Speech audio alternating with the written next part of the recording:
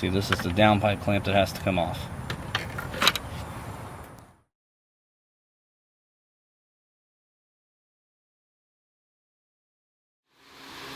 Okay, so we brought the mid pipe, our extension pipe, and the 42-inch pipe back here into the shop so we can measure them out. 55¼ inches according to MBRP's instructions, since I do have a crew cab truck, so we're going to mark this and cut it.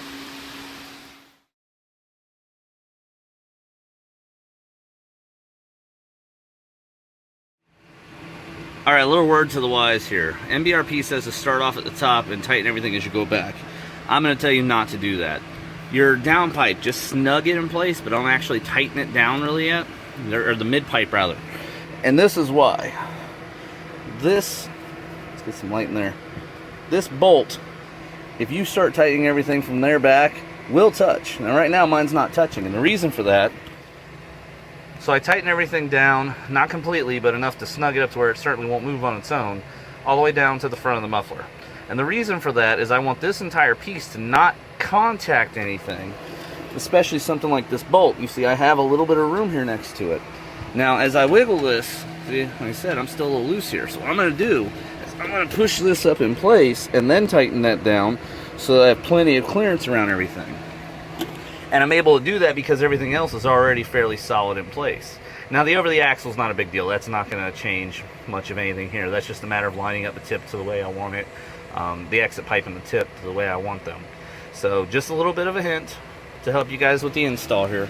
I'm going to go ahead and I'm going to push this up where I want it, right about there.